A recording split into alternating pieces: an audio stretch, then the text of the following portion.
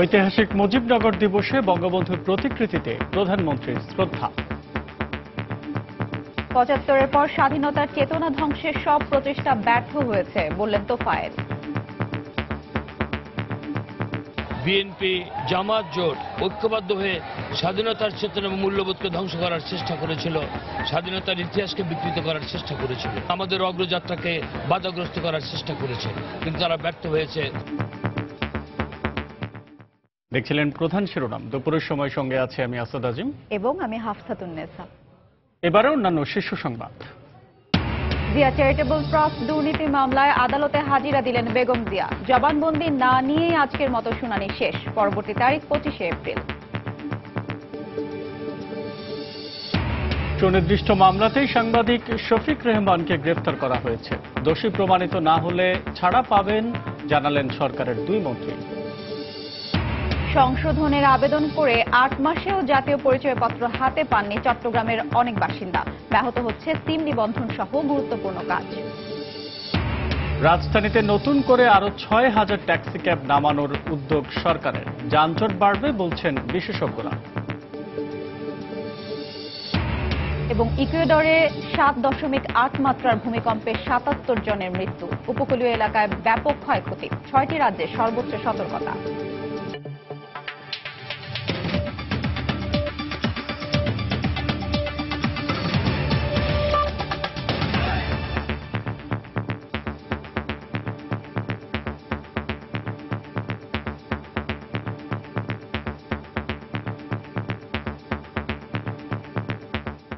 আজ ঐতিহাসিক মুজিবনগর দিবস। ১৯৭১ সালের এই দিনে মেহেরপুরের বৈদ্যনাথ তলার আম্রকাননের শপথ নিয়েছিল বাংলাদেশের প্রথম সরকার।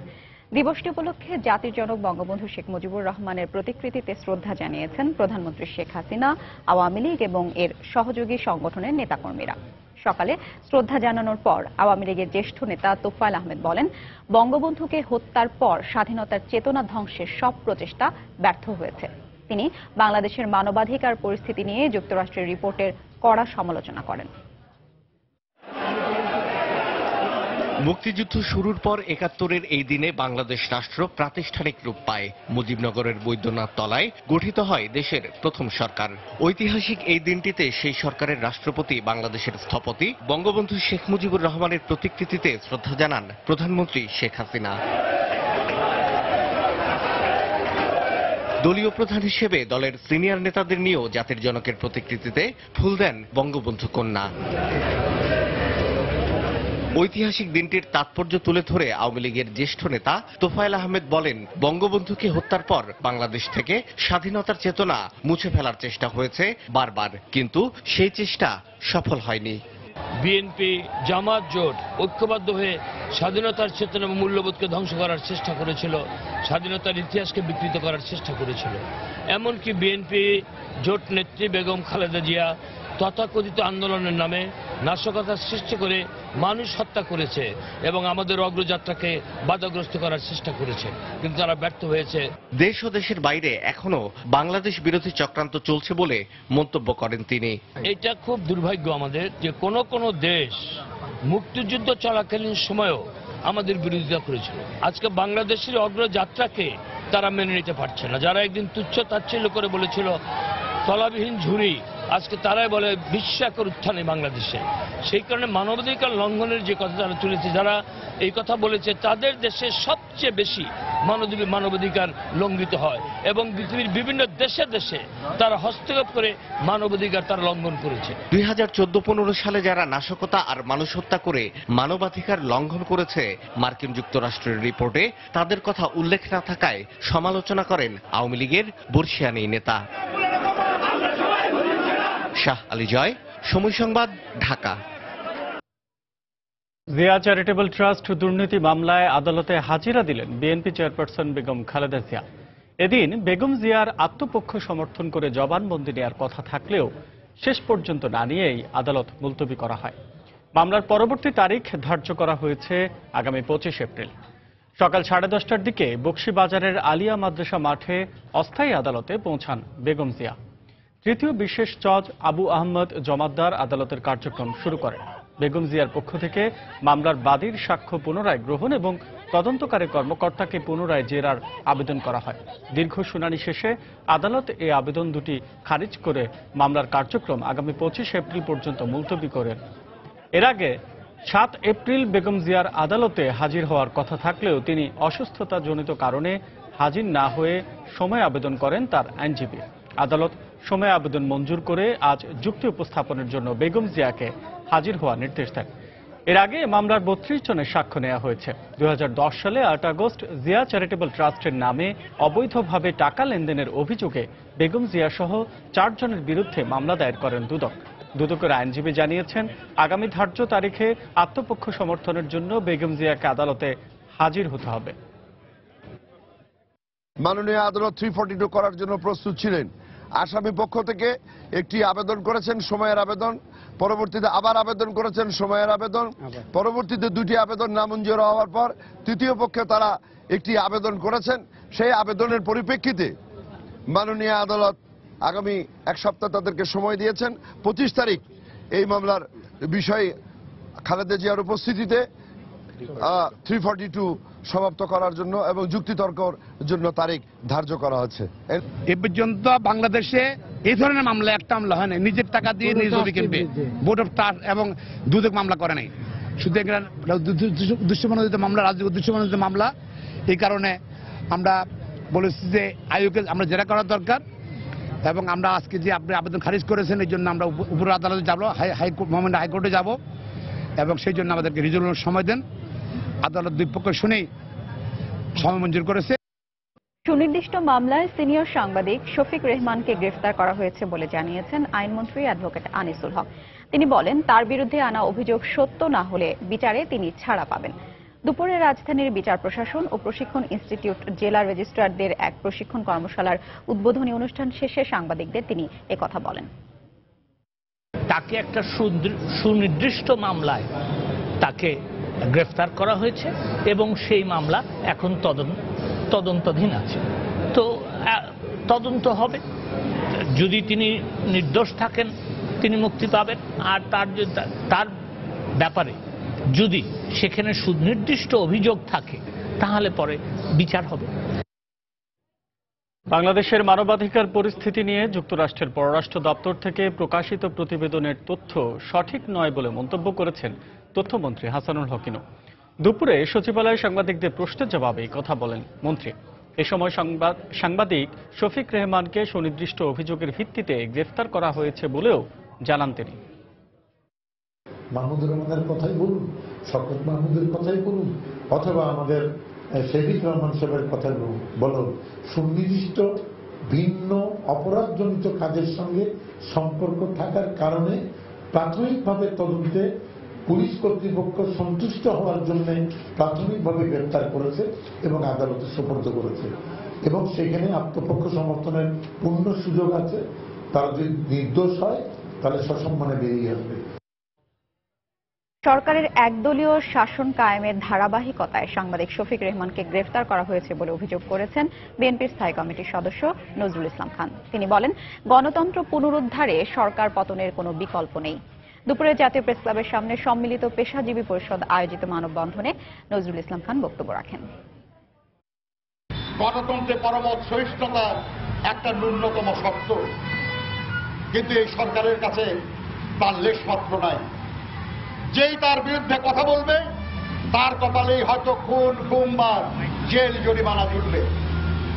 এই অবস্থা চলতে পারে না।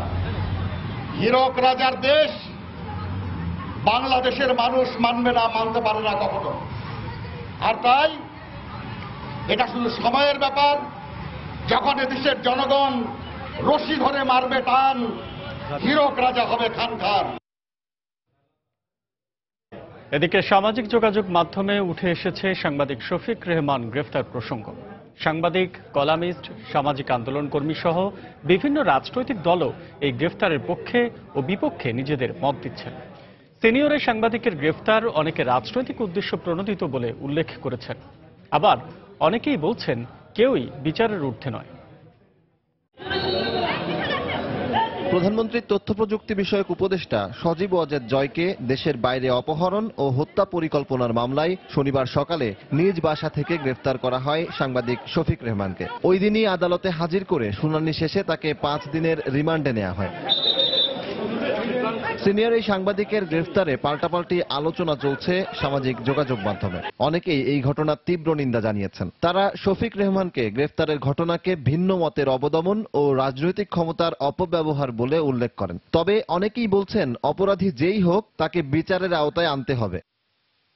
অন্যদিকে শফিক রেহমানের বিরুদ্ধে অপরাধের প্রমাণ আছে এমন দাবি করে নিজের ফেসবুক পেজে স্ট্যাটাস দিয়েছেন সজীব ওয়াজেদ জয়। বাংলাদেশের উন্নয়নে প্রধানমন্ত্রী শেখ হাসিনাকে বিভিন্ন সময়ে সাহায্য করাতেই তাকে হত্যার এমন পরিকল্পনা করা হয়েছিল বলে স্ট্যাটাসে দাবি করেছেন জয়। 2015 সালের 3রা আগস্ট পল্টন থানায় দায়ের করা একটি মামলায় গ্রেফতার দেখানো হয় সাংবাদিক শফিক রেহমানকে। সজল দাস, সময় সংবাদ, ঢাকা। আন্তর্জাতিক একটি মহলের সাথে আঁতাত করে বিএনপি চেয়ারপারসন বেগম খালেদা জিয়া দেশের বিরুদ্ধে ষড়যন্ত্র করছেন বলে অভিযোগ করেছেন খাদ্যমন্ত্রী অ্যাডভোকেট কামরুল ইসলাম। দুপুরে রাজধানীর বঙ্গবন্ধু এভিনিউয়ে মহানগর আওয়ামী লীগের বর্ধিত সভায় তিনি এ অভিযোগ করেন। এ সময় তিনি ষড়যন্ত্রের বিরুদ্ধে আওয়ামী লীগের নেতাকর্মীদের সতর্ক থাকার আহ্বানও জানান। বর্ধিত সভায় স্বরাষ্ট্রমন্ত্রী আসাদুজ্জামান খান কামালও বক্তব্য রাখেন। এই মুক্তিযুদ্ধের সময় যারা ষড়যন্ত্র করেছে, যে আন্তর্জাতিক মহল সপ্তম নৌবহর পাঠিয়েছিল, সেই আন্তর্জাতিক মহল কিন্তু এখনো ষড়যন্ত্র করছে। এখনো বাংলাদেশকে তারা মানবাধিকার দিয়ে প্রশ্ন করে, অথচ তাদের দেশে মানবাধিকার ভুলুণ্ঠিত।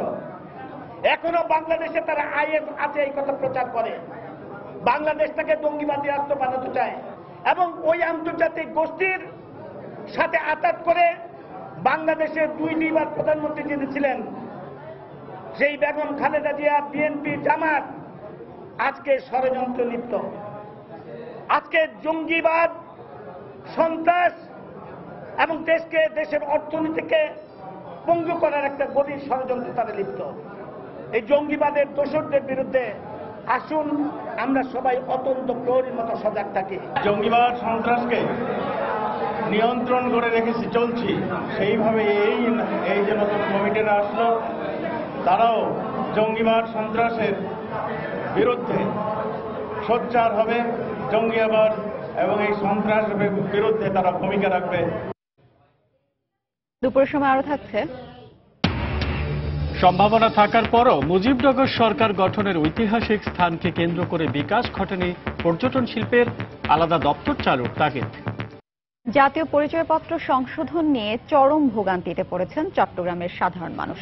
ভুল সংশোধনের আবেদন জানিয়ে 4 থেকে 8 মাস অপেক্ষার পরও সংশোধিত জাতীয় পরিচয়পত্র পাচ্ছেন না তারা। গত বছর আবেদন করা অন্তত 7,000 কার্ড এখনো পড়ে রয়েছে। এতে মোবাইল সিম রেজিস্ট্রেশন সহ গুরুত্বপূর্ণ কাজে মারাত্মক বিঘ্ন ঘটছে। বিস্তারিত জানাচ্ছেন কমল দে। সাম্প্রতিক সময়ে সরকারি সব ধরনের কাজের পাশাপাশি অন্যান্য গুরুত্বপূর্ণ কাজে জাতীয় পরিচয়পত্র কিংবা এনআইডি কার্ডের ব্যবহার বাধ্যতামূলক হয়ে দাঁড়িয়েছে। কিন্তু ভুল এনআইডি কার্ড আবার এই ক্ষেত্রে গ্রহণযোগ্য নয়। তাই প্রয়োজন পড়ে এনআইডি কার্ডের ভুল সংশোধনের। আর সে ভুল সংশোধন করতে গিয়ে ভোগান্তিতে পড়তে হচ্ছে সাধারণ মানুষকে। প্রায় সময় হয়ে গেল, আমার কার্ডটা এখনো পর্যন্ত আমি পাইলাম না। কার্ড নেওয়াতে বিভিন্ন কাজের কোনো সমস্যা হয়েছে। মোবাইলের যে সিমটা এটা করতে পারতেছি না। 7বার 8বার এখানে আসা, ওনারা বলতেছে এই এখন হয় নাই, তখন হবে, তখন বলে শুধু ডেট দিতেছে। বাপের নাম ভুল আছে, মার নামে ভুল আছে, তারপরে আমরা সরকারি চাকরি করে আমাকে বেতন পাচ্ছি না, বৈশাখী ভাতা পাচ্ছি না। নির্বাচন কমিশনের কর্মকর্তারা জানান 2015 সালের 31 অক্টোবর পর্যন্ত 1 বছরে চট্টগ্রামের আঞ্চলিক কার্যালয়ে 22,000 ভুল সংশোধনের আবেদন জমা পড়ে। এর মধ্যে যাচাই বাছাই শেষে 15,000 আবেদন ঢাকা এনআইডি উইংয়ে পাঠানো হয়। এর মধ্যে 8,000 নতুন কার্ড প্রস্তুত শেষে বিলি করা হয়েছে। এছাড়া আরো 7,000 কার্ড প্রস্তুতির শেষ পর্যায়ে রয়েছে। বাকিদের ক্ষেত্রে নির্বাচন কমিশনের চট্টগ্রাম সার্ভার স্টেশনও কোনো সমাধান দিতে পারছে না। আমাদের যে সফটওয়্যার বেসিস কাজ, এগুলা চেক বাই উপজেলা দেওয়া মানে সর্বশেষ ফাইলের অবস্থা। যারা 5 থেকে 6 মাস আগে জমা দিচ্ছে তাদের চেক বাই উপজেলা হওয়া আছে, তারপরে দেও সফটওয়্যারে আসে আন্ডার এজ, মানে অপ্রাপ্ত। জনবল সংকট সহ নানা সমস্যার কারণে এ ধরনের জটিলতা সৃষ্টি হচ্ছে বলে জানান আঞ্চলিক নির্বাচন কর্মকর্তা। কর্মকর্তা। যারা আবেদন করেছেন তাদের যেমন এই কাগজপত্রের ঘাটতি আছে, আমাদের আগে আসলে জনবলের খুবই স্বল্পতা ছিল। আউটসোর্সিং এর মাধ্যমে 2 জন করে কর্মচারী আমাদের প্রতিটি থানা নির্বাচন অফিসে দিয়েছে। তারা দিনরাত এখন এইগুলো আবেদনগুলো, প্রাপ্ত আবেদনগুলো স্ক্যানিং করে নির্বাচন কমিশনে অর্থাৎ এনআইডি উইং এ পাঠাচ্ছে। 2008 সালে আনুষ্ঠানিকভাবে শুরু হয় জাতীয় পরিচয়পত্র বা এনআইডি কার্ড তৈরির কাজ। 2009 সালে এর কাজ শেষ হওয়ার পর জাতীয় সংসদ নির্বাচনে প্রথম ব্যবহার করা হয় এনআইডি কার্ড। পরবর্তীতে গুরুত্বপূর্ণ 21টি কাজে এনআইডি কার্ড ব্যবহার বাধ্যতামূলক করা হয়। কমল দে, সময় সংবাদ, চট্টগ্রাম।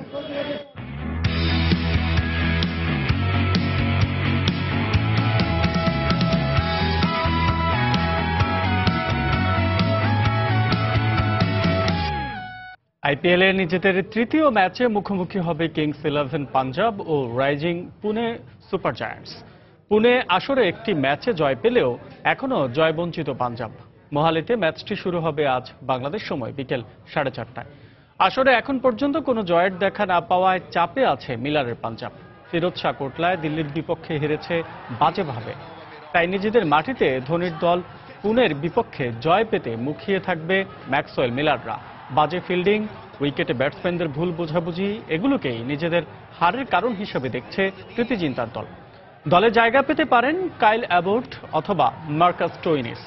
অন্যদিকে গুজরাটের বিপক্ষে হারের মুখ দেখলেও অনেকটা গোছানো দল নিয়েই মাঠে নামবে ধোনি। মিচেল মার্শের পরিবর্তে সুপার জায়ান্টসের হয়ে মাঠে নামতে পারেন অ্যালবি মোরকেল।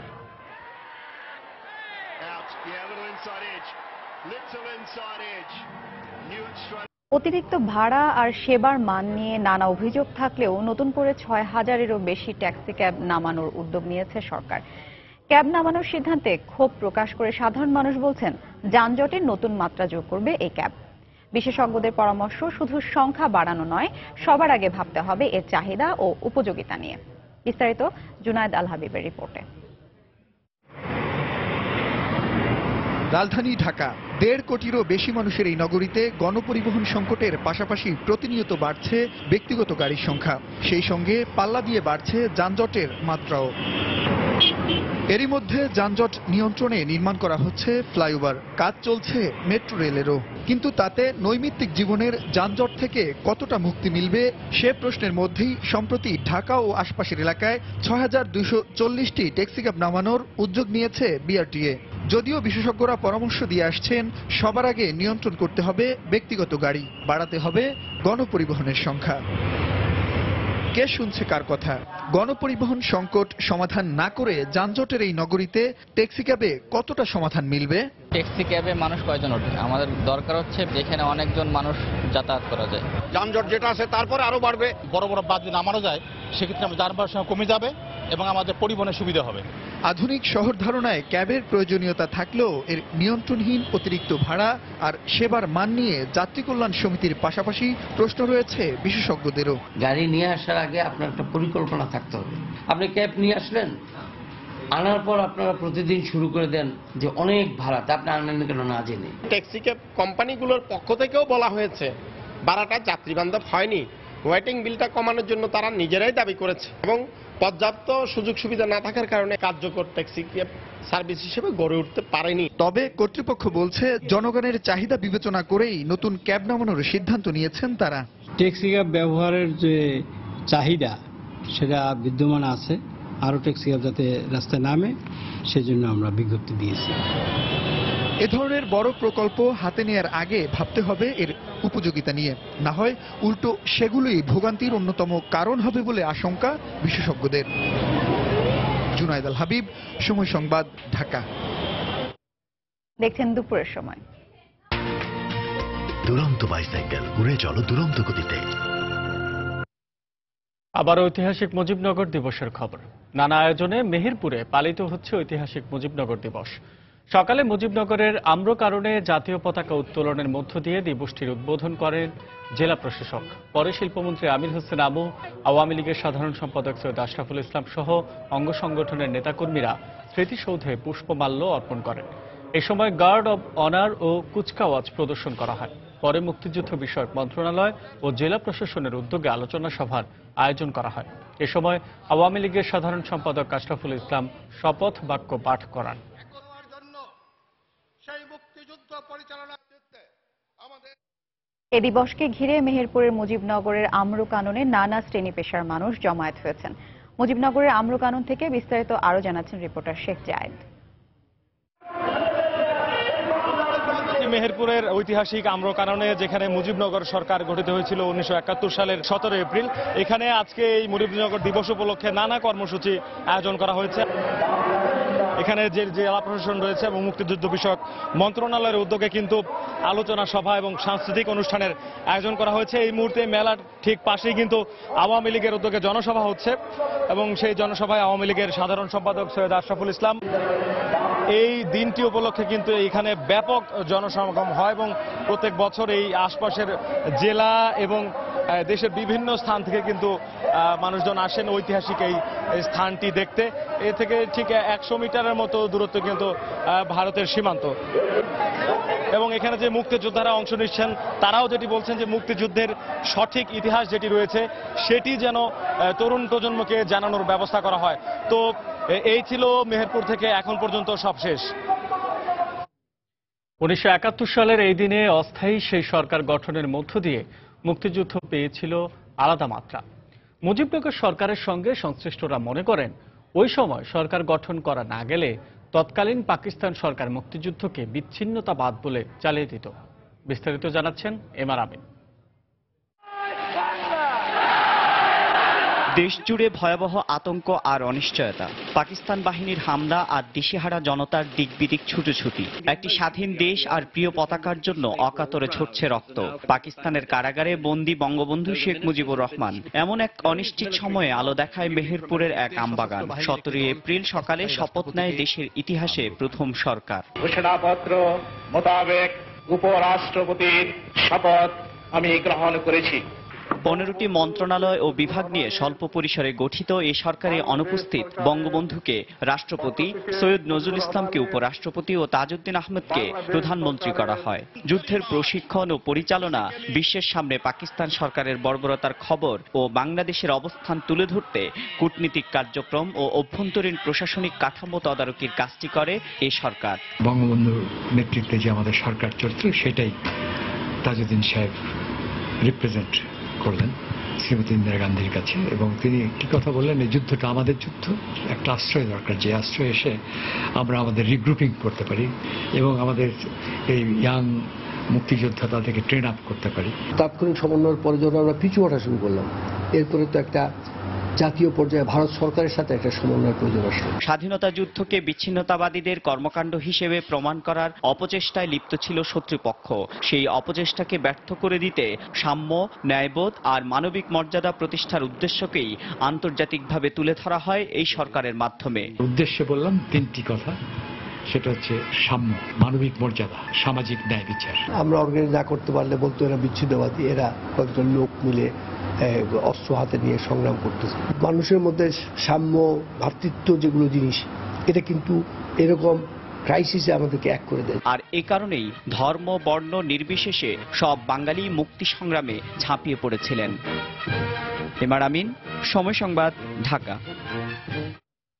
মেহেরপুরের বৈদ্যনাথ তলার আম্রকাননকে কেন্দ্র করে পর্যটন শিল্প বিকাশের অপার সম্ভাবনা থাকলেও নানা অব্যবস্থাপনায় আজও গড়ে ওঠেনি।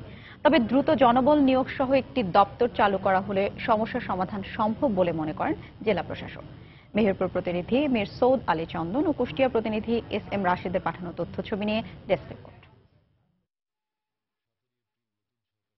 1971 সালের 17 এপ্রিল কুষ্টিয়া জেলার তৎকালীন মেহেরপুর মহকুমার বৈদ্যনাথ তলার আম্রকাননে বঙ্গবন্ধু শেখ মুজিবুর রহমানকে অস্থায়ী সরকারের প্রথম রাষ্ট্রপতি ঘোষণা করে বাংলাদেশের প্রথম সরকার আনুষ্ঠানিকভাবে শপথ গ্রহণ করে।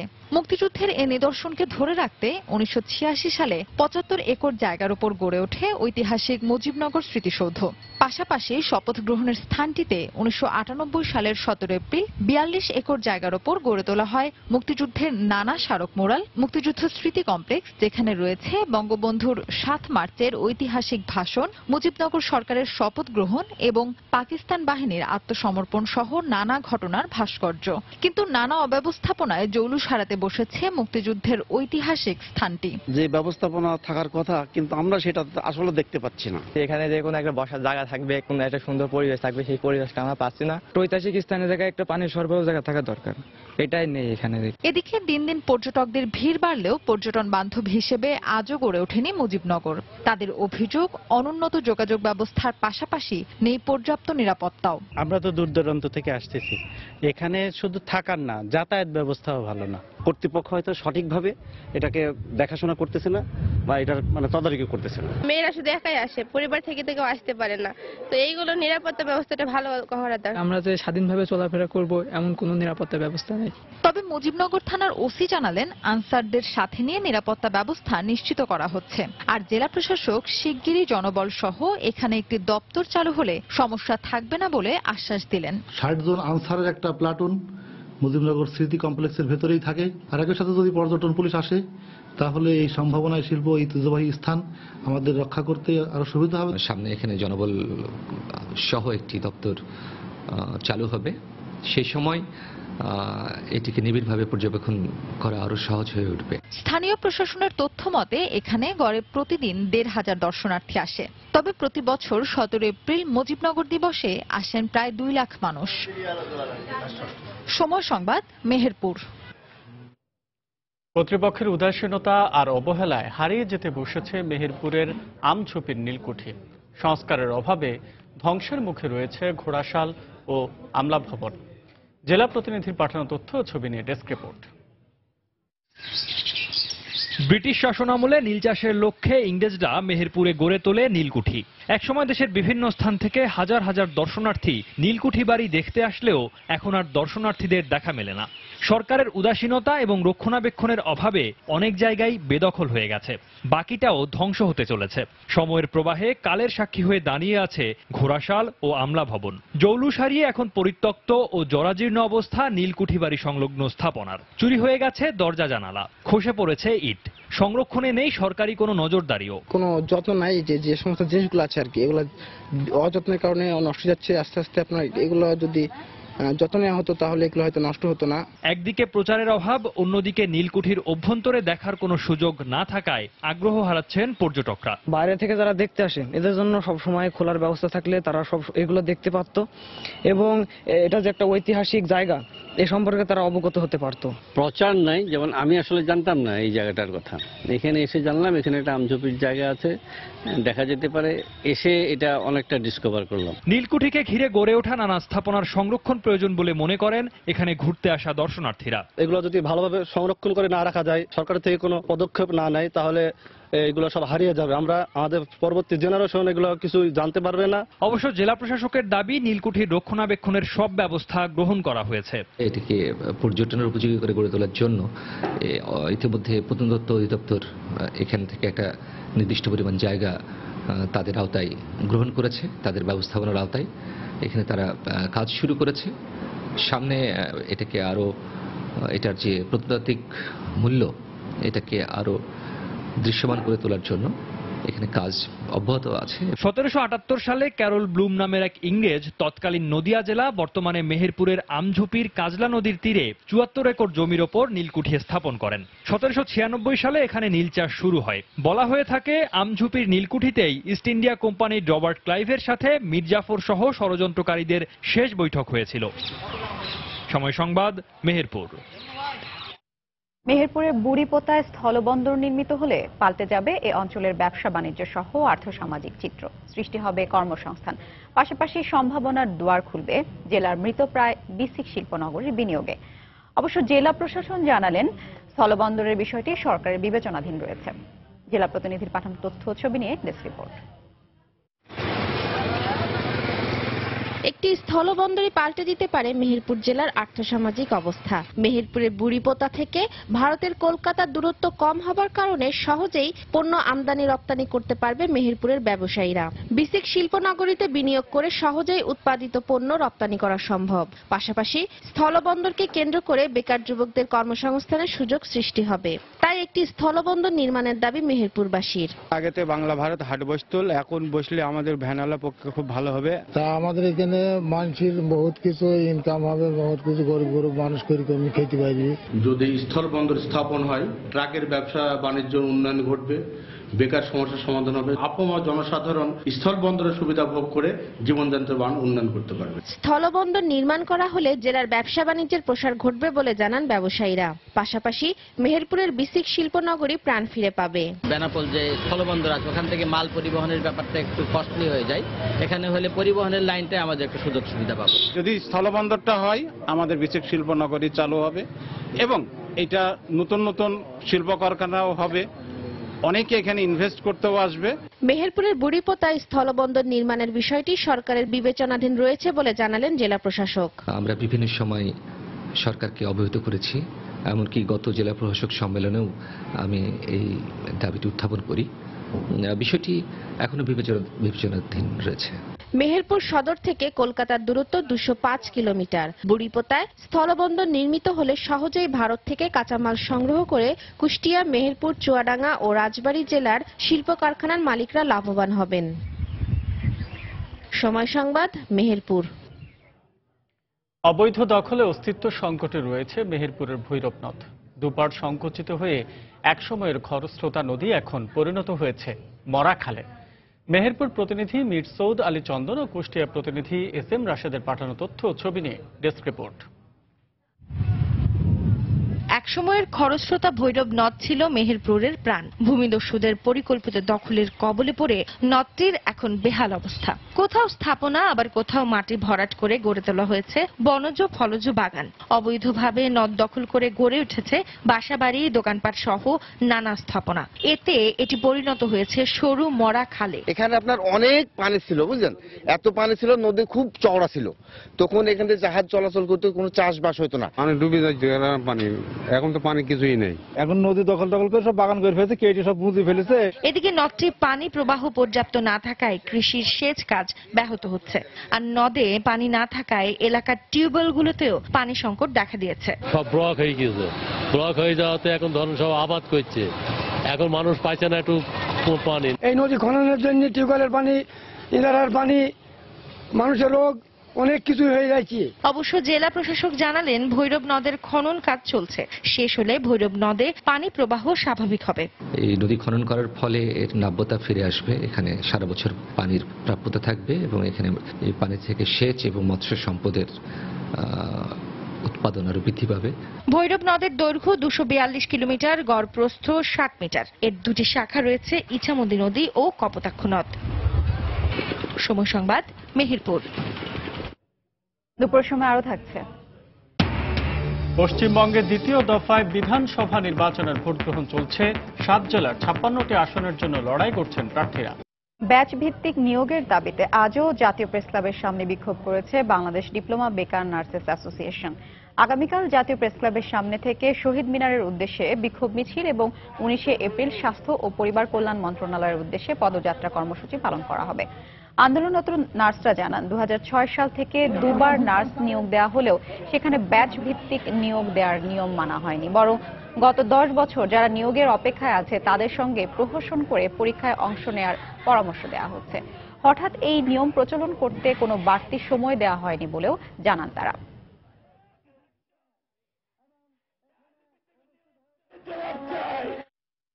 চিকিৎসা সকলের, প্রত্যাশা সবার, এই স্লোগান ধারণ করে বিশ্ব হিমোফিলিয়া দিবস উপলক্ষে বঙ্গবন্ধু শেখ মুজিব মেডিকেল বিশ্ববিদ্যালয়ের র্যালি ও আলোচনা সভা অনুষ্ঠিত হয়েছে।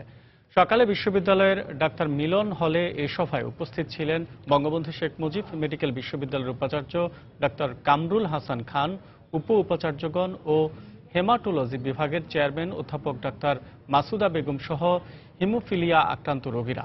বক্তারা বলেন, হিমোফিলিয়া একটি রক্তক্ষরণজনিত জন্মগত রোগ। আক্রান্ত রোগীর কোথাও কেটে গেলে সহজে রক্তক্ষরণ বন্ধ হয় না, ফলে রোগীর স্বাভাবিক জীবনযাপন ব্যাহত হয়। তবে সচেতনতায় আক্রান্ত রোগীদের স্বাভাবিক জীবনে ফিরিয়ে আনতে পারে। এর আগে দিবস উপলক্ষে একটি বর্ণাঢ্য র্যালি বের হয়। র্যালিটি ক্যাম্পাসের বিভিন্ন অংশ প্রদক্ষিণ করে। নাটোরে পিকআপ ও লেগুনার মুখোমুখি সংঘর্ষে 2 জন নিহত হয়েছেন, আহত হয়েছেন আরো 4 জন। চাঁদপুরে চাল বোঝাই ট্রাক নিয়ন্ত্রণ হারিয়ে নদীতে পড়ে 2 জনের মৃত্যু হয়েছে। সকালে নাটোরগামী যাত্রীবাহী লেগুনা পিটিআই মোড়ে পৌঁছালে বিপরীত দিক থেকে আসা একটি পিকআপের সঙ্গে সংঘর্ষ হয়। তাৎক্ষণিকভাবে লেগুনার আহত 6 যাত্রীকে উদ্ধার করে নাটোর সদর হাসপাতালে নেওয়া হয়। পরে খলিলুর রহমান ও শ্যামপদ কুণ্ডু নামে 2 জনকে মৃত ঘোষণা করেন চিকিৎসক। এছাড়া আহতদের মধ্যে একজনকে আশঙ্কাজনক অবস্থায় রাজশাহী মেডিকেলে পাঠানো হয়।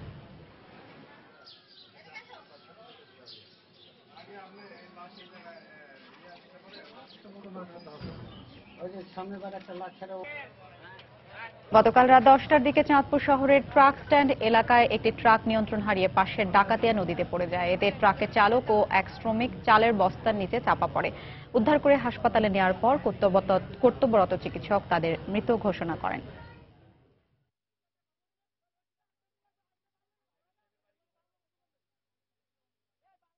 বাইপাস মোড়ে দুর্ঘটনার সম্পর্কে দুর্ঘটনা আসে, তাতে আইসার ধরে দেখলাম 4 জন ওই সদর হাসপাতালে ভর্তি আছে আর 2টা লাশ মর্গে আছে। তা আমি 2টা লাশের মর্গের কোতালি করলাম।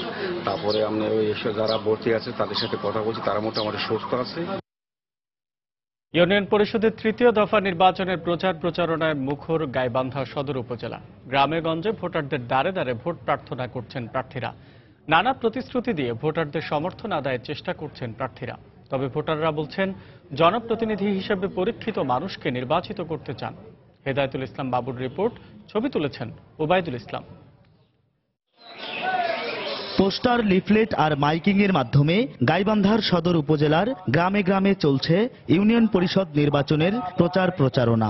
আসন্ন ইউনিয়ন পরিষদ হাট বাজার, গ্রামগঞ্জে নারী পুরুষদের সাথে কুশল বিনিময়ের পাশাপাশি নির্বাচনী বৈতরণী পার হতে ভোটারদের হাতে হাত মিলিয়ে নানা উন্নয়নের প্রতিশ্রুতি দিচ্ছেন প্রার্থীরা। ব্যাপক সাড়া পাচ্ছে মানুষের মধ্যে এবং আগামী দিনে যে অসমাপ্ত কাজগুলো রয়েছে, আমার যে পরিকল্পনাগুলো রয়েছে, সেই পরিকল্পনাগুলোর সঙ্গে মানুষ একমত হয়ে মানুষ আবারও আমাকে নির্বাচিত করার জন্য মানুষ অঙ্গীকার করছে। শাসন ব্যবস্থা বলবো না, যার কাছে আমি ভোট চাই তাকে আমি শাসন করতে চাই না, আমি সেবা দিতে চাই। সবার অধিকার আমি সুনিশ্চিত করব, ন্যায় শাসন প্রতিষ্ঠা করব। এলাকার সুষম উন্নয়নের জন্য যা যা প্রয়োজন সেটার জন্য যতখানি ব্যবস্থা নেওয়ার দরকার সেটা আমি নেব ইনশাল্লাহ। ভোটাররা বলছেন নির্বাচনের সময় ভোটের প্রয়োজন হলেও নির্বাচনের পর ভোটারের মূল্যায়ন থাকে না, তাই পরীক্ষিত মানুষকে জনপ্রতিনিধি হিসেবে চান তারা। ভোটের সময় তো মায়েরা চাষিরে যারাই রে ভোট দাও, আমরা তোমাকে এটা দেবো সেটা দেবো বলে বারবার যখন ভোট করে হারা যায় তখন তো আর কিছুই দেয় না। যদি কোনো এর জন্য গেছেন যে দেখেন অমুকের এটা হচ্ছে না, অনেক কষ্ট, কিছু করি খাওয়ার পায় না, তো ওদের একটা কিছু করে দেন, ওনারা দেন অত দালালি। আর মানুষ যাতে সুষ্ঠু পরিবেশে ভোটাধিকার প্রয়োগ করতে পারে সেজন্য সব ব্যবস্থা নেওয়া হয়েছে বলে জানালেন নির্বাচন কর্মকর্তা। প্রত্যেকটা সেন্টারে 4 জন করে অস্ত্রসহ অস্ত্রধারী পুলিশ ফোর্স থাকার কথা, সেখানে আমরা 7 জন করে দেওয়ার চিন্তা ভাবনা করছি এবং বাকি তো 22-23 জন প্রতি কেন্দ্রে থাকবেই। 3য় দফা নির্বাচনে আগামী 23 এপ্রিল গাইবান্ধা সদর উপজেলার 7টি ইউনিয়নে ভোট গ্রহণ অনুষ্ঠিত হবে। হেদায়েতুল ইসলাম বাবু, সময় সংবাদ, গাইবান্ধা।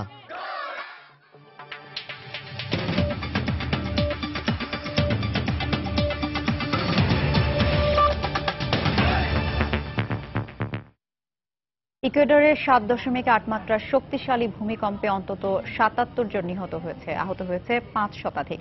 স্থানীয় সময় শনিবার রাত 8টার দিকে এই ভূকম্পনের পর দেশটির 6টি প্রদেশে জরুরি অবস্থা জারি করা হয়েছে। এদিকে খারাপ আবহাওয়ার কারণে জাপানে ভূমিকম্প পরবর্তী উদ্ধার কাজ মারাত্মকভাবে ব্যাহত হচ্ছে জানিয়ে ক্ষতিগ্রস্ত এলাকায় আরও সেনা মোতায়েনের নির্দেশ দিয়েছেন প্রধানমন্ত্রী শিনজো অ্যাবে।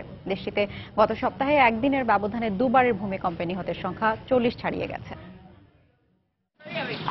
দক্ষিণ এশিয়ায় ভূমিকম্প আতঙ্কের মধ্যেই লাতিন আমেরিকার দেশ ইকুয়েডরের উত্তরাঞ্চলে ভূমিকম্পে প্রায় 700 মানুষের হতাহতের খবর পাওয়া গেছে। এতে দেশটির উত্তর পশ্চিমাঞ্চলীয় কয়েকটি রাজ্যের বহু ভবন ধসে পড়ার পাশাপাশি একটি উড়াল সেতুও ভেঙে পড়ে। বাংলাদেশ সময় ভোর 6টার দিকে ইকুয়েডরের পশ্চিমাঞ্চলে এই ভূকম্পনের পর 6টি রাজ্যে জরুরি অবস্থা জারির পাশাপাশি পরিস্থিতি সামলাতে নিরাপত্তা বাহিনী মোতায়েন করা হয়েছে। ভূমিকম্পে ক্ষতিগ্রস্তদের সার্বিক সহায়তা ও আহতদের যথাযথ চিকিৎসা দিতে সংশ্লিষ্ট কর্তৃপক্ষকে নির্দেশ দেওয়া হয়েছে। আটকে পড়াদের উদ্ধারেও কাজ শুরু হয়েছে। আতঙ্কিত না হয়ে সবাইকে ধৈর্য ধরার আহ্বান জানাচ্ছি। ইকুয়েডরের স্থানীয় সময় শনিবার রাতে উত্তর পশ্চিম উপকূলে এই ভূমিকম্পের উৎপত্তিস্থল ছিল ভূমি থেকে 10 কিলোমিটার গভীরে। এর প্রভাবে ইকুয়েডর উপকূল ও পেরুতে সুনামি সতর্কতা জারি করা হলেও পরবর্তীতে তা শিথিল করা হয়। জাপানে ভূমিকম্পের পর এবার বিরূপ আবহাওয়া নতুন করে ভাবিয়ে তুলেছে সেখানকার লোকজনকে। দেশটির দক্ষিণাঞ্চলে ভারী বর্ষণ অব্যাহত থাকায় ভূমিধসে আরও ক্ষয়ক্ষতি এড়াতে প্রায় 2.5 লাখ মানুষকে অন্যত্র সরিয়ে নেওয়া হয়েছে। তবে এতেও কাটেনি আতঙ্ক। দুদফা ভূমিকম্পের ভয় এখনও তাড়িয়ে বেড়াচ্ছে ঘরবাড়ি ছেড়ে খোলা আকাশের নিচে অস্থায়ী শিবিরে বসবাসকারীদের। জীবনে প্রথমবারের মতো এমন তিক্ত অভিজ্ঞতার মুখোমুখি হলাম। ভূমিকম্প অনুভূত হওয়ার পরই বাচ্চাটাকে কোলে নিয়ে দ্রুত বাইরে চলে আসি। তারপর এখন পর্যন্ত ঘরে ফেরা হয়নি। ভূমিকম্পে আটকে পড়াদের উদ্ধারে কাজ চললেও বিরূপ আবহাওয়া এখন বড় বাধা হয়ে দেখা দিয়েছে। এ অবস্থায় ক্ষতিগ্রস্ত এলাকায় আরও সেনা পাঠানোর নির্দেশ দিয়েছেন জাপানি প্রধানমন্ত্রী। এই মুহূর্তে ধ্বংসস্তূপে আটকে পড়াদের উদ্ধারকে আমরা সর্বোচ্চ গুরুত্ব দিচ্ছি। তবে বিরূপ আবহাওয়ার কারণে এ কাজ অত্যন্ত কঠিন হবে। তারপরও আমাদের সর্বোচ্চ চেষ্টা অব্যাহত থাকবে। দুর্ঘটনাস্থলে আরও সেনা, উদ্ধারকর্মী ও দুর্যোগ ব্যবস্থাপনা বিভাগের কর্মী মোতায়েনের নির্দেশ দেওয়া হয়েছে। জাপানের দক্ষিণাঞ্চলে 6.4 মাত্রার ভূমিকম্প আঘাত হানার একদিনের মাথায় শুক্রবার রাতে আবারও কুমামোতো এলাকায় 7.3 মাত্রার ভূমিকম্পে 2000-এরও বেশি মানুষ হতাহত হয়। রিয়াদুল ইসলাম, সময় সংবাদ। পশ্চিমবঙ্গের দ্বিতীয় দফায় বিধানসভা নির্বাচনের ভোট গ্রহণ চলছে। রাজ্যের আলিপুরদুয়ার, জলপাইগুড়ি, দার্জিলিং, উত্তর দিনাজপুর, দক্ষিণ দিনাজপুর, মালদা ও বীরভূম এই 7 জেলার 56টি আসনে সকাল 7টা থেকে ভোট গ্রহণ শুরু হয়েছে। চলবে সন্ধ্যা 6টা পর্যন্ত। তবে বীরভূমের কিছু কিছু জায়গায় বিকেল 4টা পর্যন্ত ভোট গ্রহণ হবে বলে জানিয়েছে নির্বাচন কমিশন। ভোটারদের সর্বোচ্চ নিরাপত্তা নিশ্চিত করতে নেওয়া হয়েছে বিশেষ ব্যবস্থা। নির্বাচন কমিশনের সিদ্ধান্তে কেন্দ্রীয় বাহিনী ছাড়াও প্রত্যেকটি বুথে মোতায়েন করা হয়েছে বিপুল সংখ্যক পুলিশ। এই দফার নির্বাচনে 383 জন প্রার্থী প্রতিদ্বন্দ্বিতা করছেন। 13,645টি ভোট কেন্দ্রে মোট ভোটারের সংখ্যা 1,21,00,000। এর আগে 4 এবং 11 এপ্রিল দুদিনে মাওবাদী অধ্যুষিত 4 জেলায় প্রথম দফার ভোট গ্রহণ হয়। নির্বাচন সুষ্ঠু ও শান্তিপূর্ণ করতে ভারতের নির্বাচন কমিশন এবার রাজ্যের ভোট গ্রহণ 6 পর্বে ভাগ করেছে।